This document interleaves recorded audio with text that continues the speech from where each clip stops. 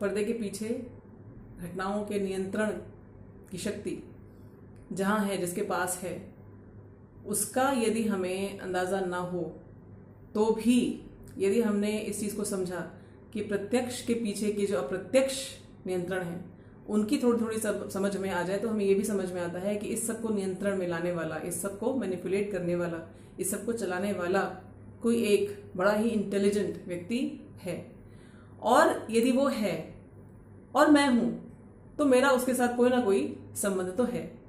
यदि इस संबंध को मैंने समझ लिया, जान लिया, इसको जी लिया, ये मेरे अनुभव में आने लगा, तो मुझे ना किसी का डर, ना मुझे किसी प्रकार की चिंता।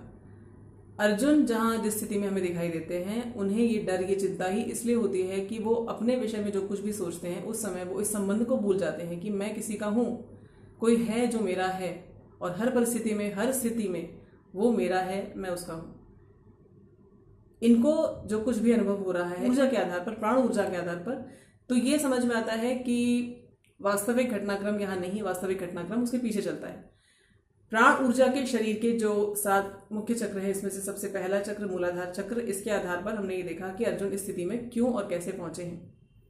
तो ये भी हमें समझ में आता है कि यदि इस प्रकार का हमारे साथ कुछ होता है, इतना भयानक कोई इमोशनल ट्रॉमा हमारे लिए यदि जीवन में आता है, तो बिल्कुल यही स्थिति हमारी भी होती है। कारण ये है कि उस चक्र पर इतना भयानक ऊर्जा निर्देशन होता है उस भावनात्मक संवेग के कारण कि कुछ काम नहीं करता। ये भी हमें याद रखना है कि ये जो ऊर्जा शरीर है, प्राण ऊर्जा जो है, ये बहुत इंटेलिजेंट एनर्जी है, लेकिन इसको ड्राइव करने के लिए, इसको चलाने के लिए मन चाहिए होता है। यानी कि हमारे इरादे से, हमारे इंटेंशन से उस ऊर्जा का प्रवाह होता है और ये ऊर्जा अपना स्वरूप बदलती रहती है। अर्जुन के जो मूलाधार चक्र में आघात है वो आया ही इसलिए है क्योंकि इनके मन ने कुछ ऐसी बातें इस प्राण ऊर्जा को एक तरह से फीड किए हैं कि अब वो प्राण ऊर्जा इस प्रकार से फंक्शन कर रही है और यहाँ पर ब्लॉकेज आया है, इस चक्र में इनके ब्लॉकेज आया है। आज की बात इसलिए होने वाली है, उस विषय में होने वाली है कि जब इतना भयानक हमारे साथ भी कुछ हुआ हो, ऐसे में अफर्मेशंस काम नहीं करते, मंत्र काम नहीं करता, किसी भी प्रकार का भोजन काम नहीं करता, कुछ भी कर लीजिए काम नहीं करता, क्योंकि शरीर बिल्कुल शिथिल हो जाता है। डिप्रेशन जिसे कहा जाता है, इसमें सबसे पहला लक्षण ही यही होता है कि हाथ पैर बिल्कुल निष्क्रिय होने लगते हैं, शरीर कुछ नहीं करना चाहता, कुछ करने की शक्ति ही नहीं रहती। जो अर्जुन ने सबसे पहला सीदंती मम गात्राणि आदि आदि जो लक्षण बताए थे वो इसी चीज के लक्षण थे। तो ऐसे में किसी व्यक्ति को ये कहना कि आप ऐसा कीजिए या वैसा कीजिए, वो कर ही नहीं पाएगा। रीजन चाहिए, हमने ये देखा अर्जुन को रीजन चाहिए, वो श्री कृष्ण आगे देंगे। हम अभी से इतना तो समझ पाते हैं कि हमारे पास ये रीजन है कि हम अकेले नहीं हैं इस सृष्टि में, जहां भी जिस भी स्थिति में हम रखे गए हैं, हम अकेले नहीं हैं। ऐसा बिल्कुल होता है कि हम जब भयानक कष्ट में होते हैं, बहुत यातनाएं हम झेल रहे होते हैं और कोई मनुष्य हमारे साथ नहीं होता, हम केवल धोखा खाते हैं, केवल दुख उठाते हैं, तो हमें ऐसा लगता है कि हम बिल्कुल अकेले हैं, कोई हमारा नहीं। लेकिन विश्वास कीजिए, आप और मैं कभी अकेले नहीं हैं। हम कभी अकेले छोड़े ही नहीं जा सकते, क्योंकि यदि अकेले छोड़े जाएंगे तो हम सर्वाइव नहीं कर सकते, हम अस्तित्वमान ही नहीं रह सकते। यदि वो कंट्रोल, वो तार हमारा तोड़ दिया जाए तो हम रह ही नहीं सकते। ये बहुत बड़ा प्रमाण है। यदि हम जीवित हैं तो यही इस बात का प्रमाण है, क्योंकि जीवन हम अपनी इच्छा से न बना सकते हैं, न चला सकते हैं।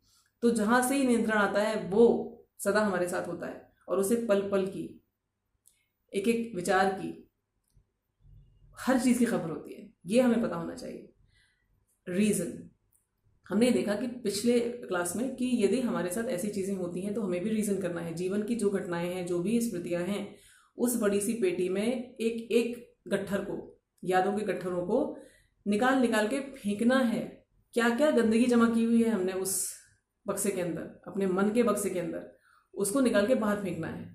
ऐसा मान लीजिए जैसे एक घर है जहां पर आपको रहना है, लेकिन इससे पहले वहां पर बहुत सारे लोग रह कर गए हैं और इतनी गंदगी वहां पर वो लोग करके गए हैं कि आपको अपने रहने लायक बनाने के लिए वहां बहुत मेहनत करनी पड़ेगी, बड़ी लगन रखनी पड़ेगी, और ये भी आपको पता है कि इसके अतिरिक्त आप कहीं जा नहीं सकते, यहीं रहना है। तो अब जो मेहनत आप करेंगे, अब जो लगन आपके अंदर होगी, अब जो हिम्मत आप दिखाएंगे, वही हिम्मत चाहिए अपने इस घर को साफ करने के लिए। इस घर का सबसे नीचे वाला कमरा है मूलाधार चक्र। वहां पर अभी की नहीं, जन्म जन्म की स्मृतियां रिकॉर्डेड हैं, डोर्मेंट हैं, सुप्त हैं, लेकिन हैं। और वहीं से ये सक्रियता में आती है जब हम जागृति में आते हैं। आपके जीवन में जो भी घटनाएं हुई, आपने उनको एक एक करके साफ पेपर पर रिलीज किया, जलाया, फेंका, गंदगी को हटाया। लेकिन ये गंदगी पूरी नहीं हटी है। वो स्थिति अभी भी नहीं आई है कि आप वैसे हो पाए जैसा आप चाहते हैं और जैसा आपको होना चाहिए। कारण ये है कि जब आपने उठा उठा की गंदगियां फेंकी तो आप अपने बहुत डीप सीटेड मन के अंदर के जो विचार हैं, उनको, जो भाव हैं आपका, जो विश्वास बन चुके हैं, जो आपके बिलीफ सिस्टम बन चुके हैं, उन्हें आप नहीं फेंक पाए हैं। वो अभी भी वहीं जमे हुए हैं। उन पे आपको काम करना पड़ेगा। वो कैसे किया जाएगा? जो कूड़ा कचरा अभी हमने फेंका, अब हम क्या करेंगे? हम फिर से जाएंगे स्मृतियों में, फिर से जाएंगे स्मृतियों में, और इस बार हम जलाएंगे नहीं। इतनी बार जो हमने लिखा और फेंका, तो अब हमारे अंदर एक डिटैच्ड स्पेक्टेटर की, एक तटस्थ दृष्टा वाली दृष्टि आ चुकी है। अब हम जब जाएंगे तो उस तटस्थ दृष्टा यानी कि डिटैच्ड स्पेक्टेटर वाली मानसिकता के साथ वापस उन स्मृतियों में जाएंगे, एक एक घटना को ध्यान से देखेंगे, जड़ें ढूंढेंगे कहाँ से ये आरंभ होकर स्थिति आज यहाँ आई कि मैं अपने आप को इतना निकृष्ट, इतना नीचा, इतना घृणित, इतना छोटा मानने लगा। यदि आपके मन में आत्महत्या जैसे विचार आ रहे हैं तो वो इसीलिए आ रहे हैं क्योंकि ये जो काम है ना, अपनी स्मृतियों में जाना, देखना उन भयानक कमरों को, उन भयानक सायों को, जो वहां पर आपको लग रहा था कि मैंने सब बंद कर दिए, अब मुझे कोई परेशान नहीं करेगा, या वो अपने आप ठीक हो जाएगा सब कुछ। लेकिन जब आप जाते हैं वहां पर तो आपको ये दिखाई देता है कि ये तो बहुत डरावना है, बहुत डरावना है, और आप ओवरवेल्म फिर से हो सकते हैं। तो आपको लगेगा इससे अच्छा तो ये है कि मैं आत्महत्या ही कर लूँ। फिर से जितनी भी बातें यहाँ मैं आपको बताती हूँ, सब अपने अनुभव के आधार पर। यहाँ कुछ भी ऐसा नहीं जो इससे या उससे सुना या यहाँ या वहाँ पढ़ा हुआ है। इसलिए आप यदि सुनते हैं मेरी ये मोटी सी बुद्धि से निकली हुई बातें, तो इस विश्वास के साथ ज़रूर सुन सकते हैं कि यहाँ जो कुछ भी कहा जा रहा है ये अनुभूत है, सच कहा जा रहा है, जितना मेरी बुद्धि धारण कर सकती है उसके आधार पर। आपने अब जब दोबारा जाके उन मेमोरीज में घुसने की कोशिश की, तो फिर से वही चेतना आपकी, वो जो अपने पे करुणा करना, ग्लानि की ऊर्जा पैदा करना, लज्जा अनुभव करना, घृणा अनुभव करना, या जो भी, या जिन लोगों ने, यदि मान लीजिए आप बहुत अच्छे रहे लेकिन आपके साथ बुरा किया गया, आपको अब्यूज़ मिला, भयानक अब्यूज़ मिला, आपने बहुत यातनाएं केवल इसलिए सही क्योंकि आप बहुत भले हैं, तो जब आप वापस जाते हैं उन स्मृतियों में तो कई बार उन लोगों के प्रति क्रोध, घृणा, रिजेंटमेंट पैदा हो सकता है जिन्होंने आपके साथ ये सब किया।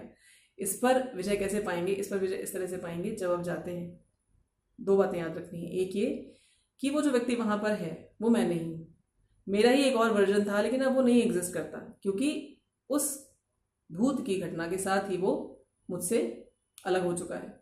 मैं और वो दो अलग अलग व्यक्ति हैं। अब मैं जब उसको देखता हूँ तो मुझे ऐसे देखना है कि वो कोई और व्यक्ति है। और ये अवेयरनेस फिर से, हालांकि आपने वो जो लिख लिख के फेंकने वाली जो एक्सरसाइज अगर की है ईमानदारी से, तो आप में काफ़ी हद तक वो शक्ति आ चुकी होगी। लेकिन यदि आपने अभी भी पाया है कि मैं बार बार फिर से वल्नरेबल हो जाता हूँ, फिर से नेगेटिव विचार मुझ में आने लगते हैं, तो बार बार अपने आप को याद दिलाइए, मैं वो नहीं हूँ। गया वो व्यक्ति, गया वो घटना गई, वो सारी की सारी जो ऊर्जा की रिकॉर्डिंग्स हैं वो मैंने अपने ऊपर रखी ज़रूर है, लेकिन अब वो एग्जिस्ट नहीं करती, एग्जिस्ट नहीं करती। मैं और वो अलग अलग लोग हैं। उसको देखा मैंने, उस व्यक्ति को मैंने देखा कि उसने कुछ ऐसा किया जो बड़ा लज्जाजनक है, मुझे ग्लानि आती है, या वो इतना दुखद है कि मुझे करुणा आने लगती है अपने आप पर ही। मुझे लगता है ओह इतना बुरा मैंने झेला, तो अब मुझे मर जाना चाहिए। तो जो ललचा देने वाला, जो आत्महत्या वाला जो प्रपोजल है, इसको आप पहले ही बार बार कि नहीं मुझे आत्महत्या नहीं करनी है, क्योंकि आत्महत्या कोई सोल्यूशन नहीं है। आत्महत्या यदि मैं कर भी लूँ तो फिर इसी स्थिति से मेरी अगली यात्रा का जो लेग है वो आरंभ कर दिया जाएगा। तो अगली क्लास फिर मैं इसी फेलियर वाले मोड में स्टार्ट करूँ, ये बड़ी बेवकूफ़ी होगी। तो जो करना है मैं अभी जितना मेरे वश में है मैं करूँगा। फिर देखिए उस स्मृति को जब आप देखते हैं तो आपको ये जो, जैसे मैंने बताया ना, घर एक ऐसा जिसमें बड़ी गंदगी पड़ी हुई है, लोग बड़ी गंदगी डालकर गए हैं, आपको उसी में रहना है, वो आप सफाई करते हैं। सारा कचरा तो आपने पहले एक बार में, जो सबसे घिनौनी चीज़ें थी वो तो आपने निकाल के फेंक दी। फिर आपको ऐसा लगा कि अब एक बार दोबारा सॉर्टिंग की जाए उस कचड़े में से। एक तो बिल्कुल ही गंदी चीज़ें थी, वो निकाली आपने फेंकी। फिर आपने कबाड़ की तरह से जो चीज़ें जमा की, वहाँ पे आप ये देखेंगे कि इसमें कुछ ऐसा तो नहीं है जो काम आ सकता है, या इसका स्वरूप यदि मैं बदल दूँ तो ये मेरे लिए उपयोगी हो सकता है। बिल्कुल यही काम आपको उन सारी स्मृतियों के साथ करना है। स्मृतियों में हर चीज़ ऐसी नहीं है जिसको आप फेंक सकें। हो सकता है वहाँ पर आपके अंदर का कोई ऐसा गुण हो, आपका कोई ऐसा अप्रोच हो, कोई ऐसा एटीट्यूड हो, कोई ऐसी विचार शैली हो जो आपको फेंकनी नहीं है। आपकी उस विचार शैली को, आपके उस भाव को, आपके उस व्यक्तित्व को लोगों ने सम्मान नहीं दिया, लेकिन वो फेंकने वाली चीज़ नहीं है। आज आप एक सशक्त व्यक्ति के तौर पर जब उस स्मृति को देखते हैं तो आपको समझ में आता है कि नहीं, ये बुरी चीज़ नहीं है। बिल्कुल तटस्थ होकर जब आप देखते हैं, वो सेल्फ पिटी वाला भाव अब चला गया कि अरे मैं इतना अच्छा कर भी रहा था लेकिन बदले में मुझे ये सब मिल रहा था, तो क्या करना है इस अच्छाई का। ऐसा भाव अब आपके अंदर नहीं आना चाहिए। हाँ, ये चीज़ मैंने अच्छी की थी, इसको मैं रखूंगा। यहाँ मैंने ये गलती की, तो वो जो गलती मैंने की थी उस जगह पर उस व्यक्ति को अब आप सलाह दे सकते हैं, क्योंकि उस व्यक्ति के पास वो समझ नहीं थी, उस व्यक्ति के पास वो शक्ति नहीं थी जो आज आपके पास है। तो अब आप उस व्यक्ति को जो सलाह देंगे कि ऐसा करो या ऐसा ना करो, उसको अपने आचरण में अब हम उतारेंगे। यदि वो घटना अब मेरे साथ हो तो मैं कैसे एक्ट करूंगा, मैं कैसे रिस्पॉन्ड करूंगा, मैं कैसे रिएक्ट करूंगा, ये अब आप अपने आप को अफर्म कीजिए। अपनी अच्छाइयों को, अपनी दुर्बलताओं को पेपर पे लिखिए और इसको जलाएंगे नहीं, इसको ध्यान से देखेंगे, इसको बहुत ध्यान से देखेंगे और इसमें से अपने लिए पाठ निकालेंगे। जो चीज़ें मुझे एम्पावर करती हैं उस तरह के स्टेटमेंट्स हर घटना में से मैं निकालूंगा। मैंने कुछ बहुत बुरा किया, लेकिन मैंने बुरा इसलिए किया क्योंकि उस समय मेरे पास जो उपकरण थे, जो समझ थी, जितनी शक्ति थी, उसके आधार पर मैंने वो किया।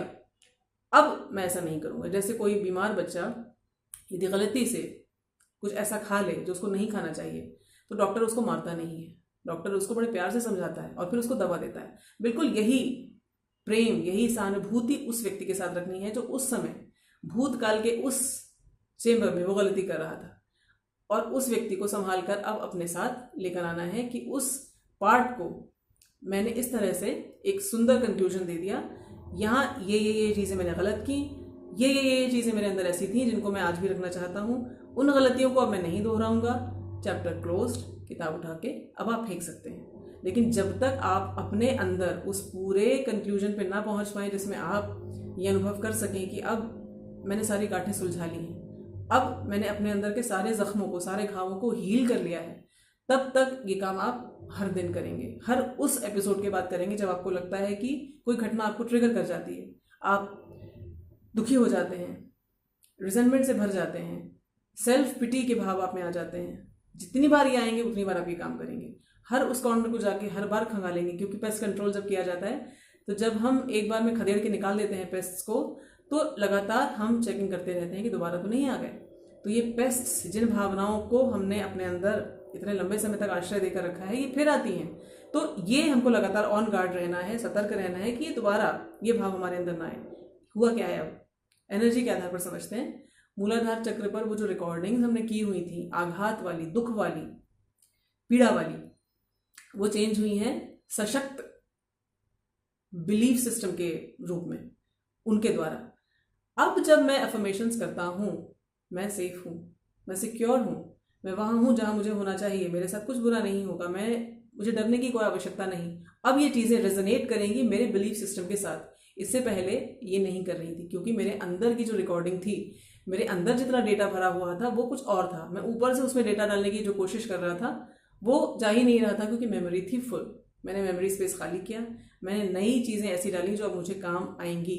अब ये सिस्टम मेरे लिए बिल्कुल सही तरीके से फंक्शन करेगा, और अब मैं जो अफर्मेशंस लेता हूँ अब ये प्रभाव डालेंगे, क्योंकि अब ये मेरे बिलीफ सिस्टम के साथ एक ही वाइब्रेशन पे रेजोनेट करेंगे।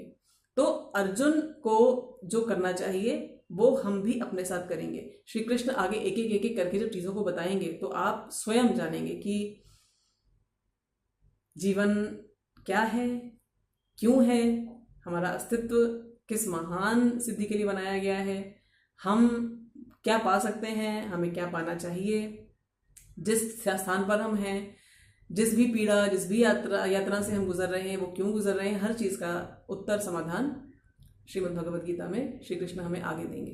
तो आज की वीडियो में हमने ये देखा कि यदि अर्जुन जैसी स्थिति में हम आते हैं तो जिन बिल्कुल बेसिक कामों को हमें करना है वो है अपने ही मन के अंदर के कचरे को साफ करना, अपने ही स्मृतियों को, अपने ही जीवन की सारी कथा को एक नया नरेशन देना, एक नया नरेटिव देना, ऐसे देना कि हम उसमें सशक्त बनकर निकलें।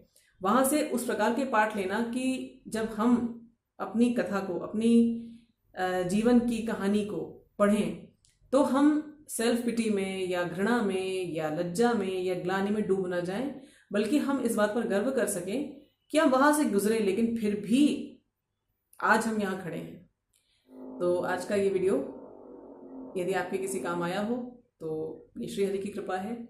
फिर से मिलेंगे अगले वीडियो में। जय श्री कृष्ण।